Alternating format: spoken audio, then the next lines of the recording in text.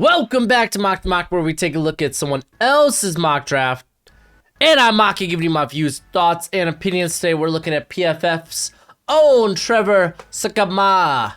He did a mock draft, so we're going to go ahead and look at that. But what's crack-a-lackin'? It's your boy Broshmo, just in case you did not know. So go ahead, become a bro and subscribe. Leave that thumbs up if you enjoy the content. As always, let me know what you think in the comment section below. Let's have that nice, beautiful football discourse. I had a cherry smoothie and my lips. Looks like I just straight killed somebody. Straight vampire mode. But if you don't know, now you know. Hey, I got a Patreon. If you want my full big board, projections, all that good stuff, you can get it here on the Patreon. There's one tier membership. Comes with a bunch of other perks, as well as, hey, I got my Jacksonville 7-round mock draft up on there. I'm going to record a couple of others today for the Patreon. So if that's something you're interested in, check the description below. But let's go ahead and get into this. You see this? It's the thumbnail. It's going to be the thumbnail. Just going to say that. Let's take a gander at what Sakama did for us. Jacksonville Jaguars, Evan Neal, man. I'm liking this pick. This is the pick I'm coming around with. I know you're like, oh, your latest mock, you did Aiden Hutchinson. I was like, I said that's because I did Evan Neal the week before. I like to explore different possibilities when I do my mock drafts, so it's not always the same each and every time. And again, the draft, man, you never know what's going to happen. So let's try to explore what can happen. That's kind of the idea behind my mocks. So bam, the secret's out. The secret sauce is now known by all. But Evan Neal's good pick here. They got Walker Little. They got Jawan Taylor. Cam Robinson's likely gone. So yeah, no, add in guys that can help protect your most prized investment in Trevor Lawrence. It makes sense to me. Which means, hey, Aiden Hutchinson, he's coming in here at number 2 to the Detroit Lions. They get their hometown boy. They get a nice pass rusher there. They get the best player available. Honestly, Detroit, that's all you really gotta do. Just grab the best players available. Just keep adding talent to that roster. Nice, young, youthful talent. Also, you get a good locker room leader. All right, number 3. Is it KT? No, it's Kyle Hamilton. So this one's interesting. I'm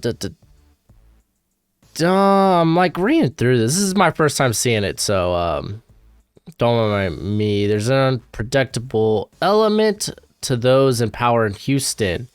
Executive Vice President of Football Operations Jack Easterbay and General Manager Nick Cassero have already made a handful of decisions against the grain in the last year and a half, which is true. They just axed their coach like a few weeks ago. So getting the unicorn in this draft, Kyle Hamilton, a guy that could that could be used in a variety of different ways. Yeah, it could happen. I really think you still go KT because for a lot of people, KT is a top 2 prospect in this class. Adding more pass rush, never a bad thing. Like it's going to be interesting to see where Kyle Hamilton lands.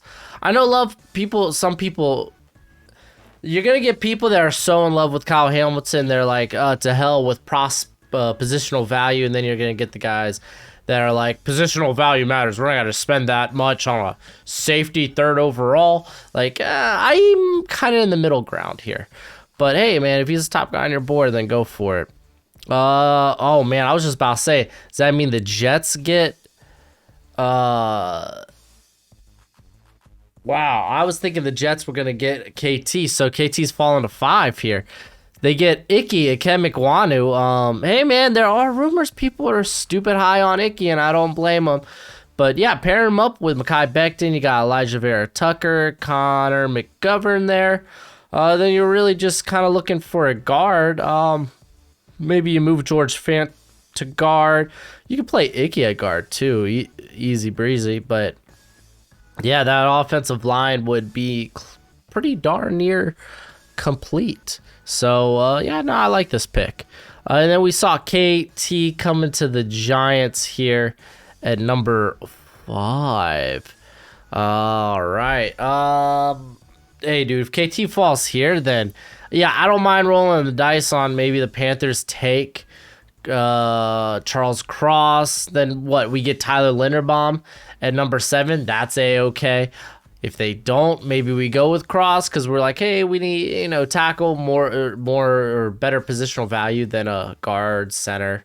So yeah, no, this is good. This felt real good for the Minnesota. Wow, New York Giants.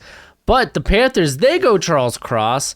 Honestly, this is probably like my ideal pick if I'm the Panthers, just because the quarterback class, it's weird. You have to really be sold out on one of these guys if you're gonna go quarterback, and I just don't know if I am. Like, Sam Howell's a guy I've liked all year. Coming into the year, I liked him. This season, I thought he did enough to put his team in winning situations. Like, he had to overcome a lot, missing almost all of his playmakers that went in the 2021 draft class. The offensive line was bad. Like, Sam Howell has had to overcome a lot. He's got wonderful arm talent. He's got plus mobility. But again, if you're not sold on any of the quarterbacks in this class, don't force yourself to go quarterback. I know for a lot of Panthers fans, they're like, hey, ideal situations, we trade down. You got to have a suitor. You got to have someone willing to trade up. That's the only problem, and I don't see the number 6 spot being a hot spot to trade up for anything or anyone. So, yeah, Charles Cross might be the best case scenario. Cam Irvin, he ain't that good. He ain't that good. But they did have Brady Christensen. They were starting to start him at left tackle. I mean, Cross is he's probably a vastly better prospect, so maybe you move Brady Christensen inside to guard, which is fine. They did actually play him at guard a few games, so I like this. Tyler Linderbaum, number 7 to the Giants. We kind of called this one. They need O-line help. Linderbaum, he helps with that. So, yeah. Look at that. Look at that majestic beast. Ooh, Atlanta Falcons. First receiver off the board is, in fact, Treylon Burks. A lot of people are, I feel like, starting to get behind Burks. The comparisons for Burks right now is kind of wild, in my opinion. I've seen, like, A.J. Brown, I think, might be the closest if you're trying to go for a comp. Even then, I feel like maybe DK Metcalf might be a bit better. But again, this all depends on how he tests out. I've seen people put, like here, Deebo Samuel. Like, oh, man, that's... The Treylon Burks is getting heaps and heaps of praise. Wild. But, yeah, no, if he tests out like, how everyone's anticipating him to, then... yeah, this guy is probably going to sneak into the top 15. Currently, he's my wide receiver 3 because, again, I want to see him perform at the Combine first. We still have to see it before we believe it. But, yeah, I like the Falcons going receiver, especially with Calvin Ridley likely playing his last game for the Falcons. Pass rush, that's still an area. George Karlaftis still on the board, so that wouldn't be a bad pick either. Denver Broncos, unsurprisingly, go quarterback Kenny Pickett. Sam Howell's my top guy, but I get Kenny Pickett. He's my quarterback too. So, I've talked a lot about Pickett, but let's more so talk about Denver. This is a team that feels like a quarterback away. They got a very good defense. They have offense that's actually pretty darn good. Like, the offensive line's very solid, one of the better offensive lines in football. The receiving core is just waiting for a quarterback that can throw them the freaking football. And then they got a very solid running back in Javonte Williams moving forward. So, yeah, this team is just a quarterback away. Kenny Pickett, for a lot of people, is probably the safest option there. Number 10, who is at the 10 spot? It's the Jets. Who do the Jets go? They go Drake London. Ooh, second receiver off the board. I like Drake London, man. I hate he gives me two. Like, this is what Eagles fans been saying, and I don't get it, man. They always try to make this correlation of, Oh, he reminds me of J.J. Arthea-Whiteside. Why? Why? Why does he remind you of that? Because he's a big receiver. Is that it? Because they're vastly different prospects. Like London, far better at the contested catch than J.J. Arthea-Whiteside. Actually can produce after the catch. I feel like people don't remember. Before he went down with the ankle injury, he led all of college football among receivers in forced missed tackles and contested catches. Why are we going to pretend Drake London ain't good? He reminds me of J.J. Arthea-Whiteside. Why? He big receiver that goes up for a catch. I don't get it. And I am not doing that to, I'm not bashing anyone out there. I'm being funny. Haha, hee hee. But come on, let's think about this for a second. Why are we we try to draw these comparisons to players of players past, who they remind us of, especially if it's why we don't want to take them. Like, oh, Kayvon Thibodeau reminds me of Deion Jordan. Why? Because he's a pass rusher from Oregon. Like, come on, man. Let's be a little more genuine than that. That is good. But I like the idea of the Jets. They really in this mock they address, hey, let's get Zach Wilson some help. They grab him a tackle. They grab him another receiver. So yeah, dope. Washington goes Matt Corral. Listen, I may not be that high on Matt Corral personally, but I get it if people like him in the first round. I was there at that point, man, because he is a guy that his escapability, his just him as a competitor, it's very alluring. Like, look here. Sycamore uses the word moxie. Yeah, people like the moxie Matt Corral, but there are some real concerns when it comes to him.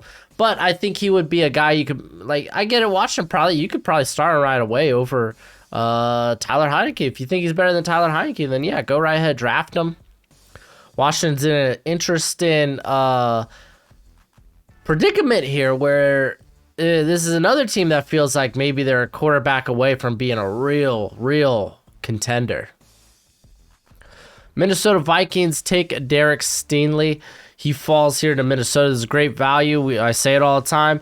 Minnesota and their secondary, mainly their cornerback room, it is a hot garbage, as the Français will say. Mwah.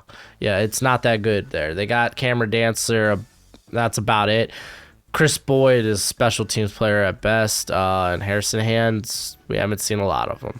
But yeah, no, they're losing like Mackenzie Alexander, Patrick Peterson. They could add guys in free agency, but still getting youthful talent, and there's a huge deal. And Derek Stingley falling on 12 is, that's a spicy meatball, but that's great value. All right, let's see. Cleveland Browns, Garrett Wilson. Every one of their moms making this pick. Testify. Yeah, I did it too. They're likely going to be down Jarvis Landry. It sounds like he's going to be not a Brown next year. So, yeah, grabbing a good replacement for him. Like, Garrett Wilson's a very complete wide receiver in this class. He is a guy that can run any route, gets good separation. He is shown to be a very good player after the catch. So, yeah, dude, I like me Garrett Wilson. He's still my wide receiver one. So, yeah, good on Cleveland. George Karlaftis falling to the Baltimore Ravens, but this is fantastic value. I like it. I think Karlaftis be a very good fit for the Ravens along that defensive line that could be losing a significant amount of players in free agency, being like Calais Campbell and such. So, yeah, Karlaftis is great value. If you're just going with best player available, you would probably be the best player available because I got him with a top 10 grade. So, yeah, that to be good. Philadelphia Eagles got the next two picks. So, first one, they go David Ajabo. So, They go ahead, they address the pass rush, try to get younger on the defensive side. I like that. And then they go Devin Lloyd. So this is fun. This is interesting. As pass rusher fell, like, yeah, dude, go ahead, grab David Ojabo. People are going to be really high on him just because he's got great length and he's stupid athletic. Devin Lloyd, while I wouldn't necessarily say he's not really the most athletic linebacker in this class. At least we'll see how he tests out, but I just think there's guys that are probably going to test out faster and more explosive. But he is a guy with incredible length, good short area quickness, very solid tackler. He's going to be a very good run defender. He has the length to really clog passing lanes. And I like him as a blitzer, man. That's probably like one of the best things about him. He's a plus blitzer.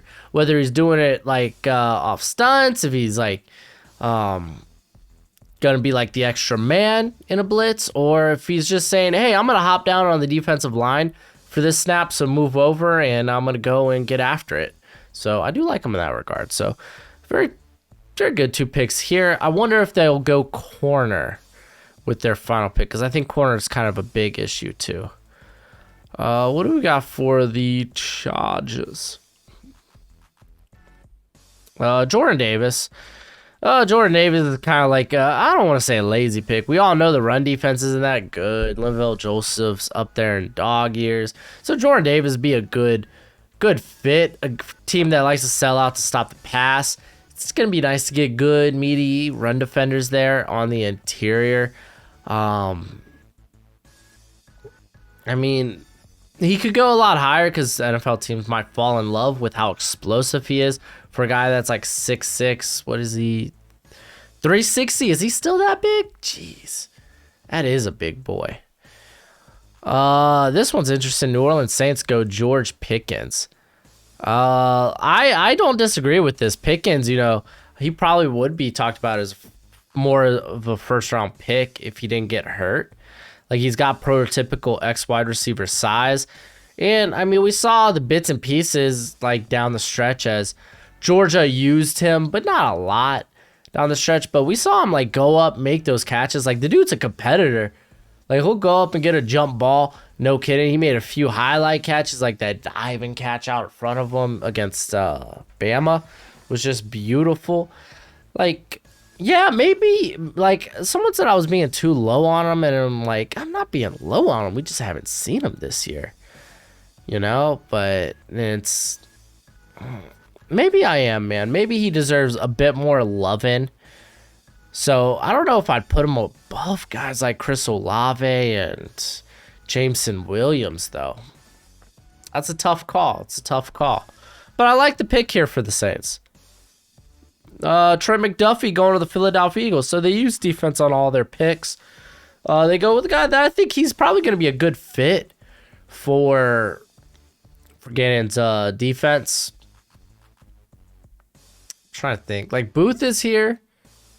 And, like, you could argue McDuffie's probably more the shutdown option.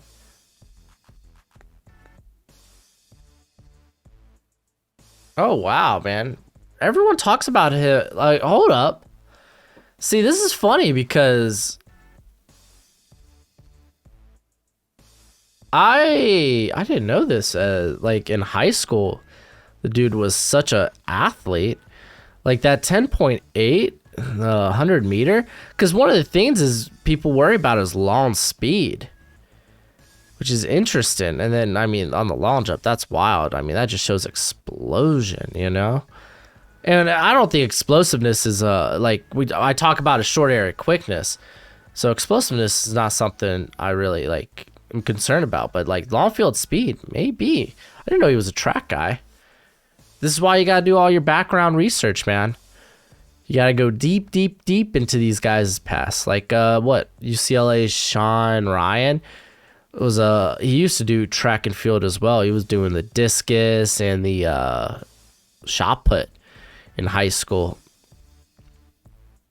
A dude's got a very strong upper body. So interesting. Fun fact. Always learning.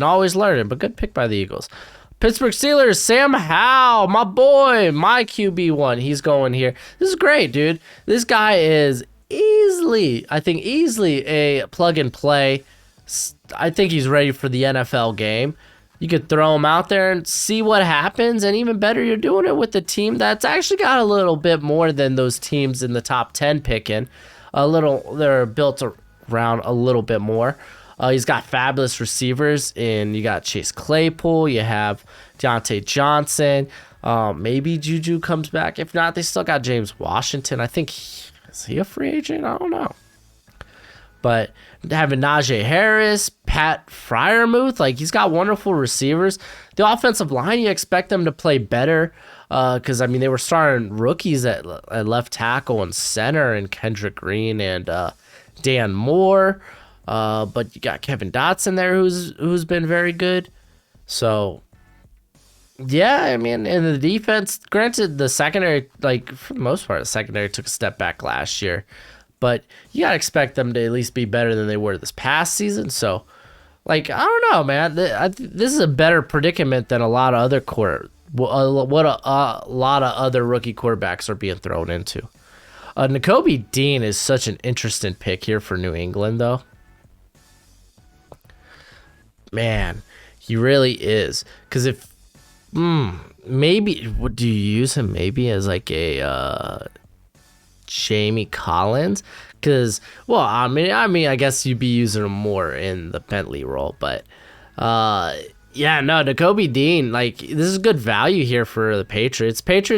I'm always fascinated with where the Patriots go in these draft classes, so I don't think this is out of the realm of possibility. It would be nice to actually snag one of these corners here that are available, I think, especially with J.C. Jackson as a potential free agent. I think, snagging one of those corners would be kind of ideal. So, interesting. What do we got? Raiders, Jameson Williams. It just makes too much sense. He's from Alabama. He's a speedster. They just lost their Alabama speedster this season. So, yeah, no, I think this... It's going to be... I don't think he falls out of the first round because of the ACL injury. Because, we've seen it. These guys come back fast from ACL injuries nowadays. Technology is a heck of a thing. So what? It's probably going to be like a 5 to 7 months. I think that's the timetable. Or is it 4 to 6? I don't know. Something like that.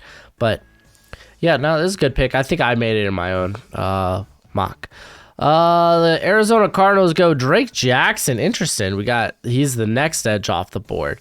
Like I said, man, we're all going to see these edge classes differently. It's just going to be fun to see how it goes. So we talk about Chandler Jones. Could be on his way out. He's a free agent. Apparently Marcus Goldston and Dennis Gardeck have expiring contracts as well. Ooh, I didn't know that one. So, because didn't Golden have, double-digit sacks for him this year. So, yeah, grabbing more pass rush kind of be ideal. And, this is the right class to do it. There's a lot of good pass rushers. And Drake Jackson's got great length, great explosiveness. He showed to be a bit more consistent this year. That was kind of the big thing.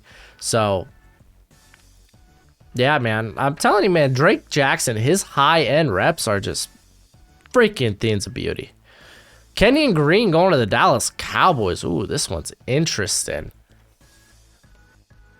So maybe they're so fed up with because they list him here as O-line. So you could maybe say, oh, heir apparent to Tyron Smith. In the meantime, maybe you play him at the guard spot where Connor McGovern's at, because that guy's kind of been a penalty machine. So I don't know. I actually really like this pick for Dallas because he's a guy that will immediately vie for the guard position there, who could also be your heir apparent at left tackle. So I like that. I like that a lot. I'll drink to that. Buffalo Bills, Andrew Booth. Yeah, I like the idea of adding more talent at corner. Like Levi Wallace is a free agent, but he's always a guy that you're like, man, come on, we can't upgrade from Levi Wallace. He's a guy that's always been like I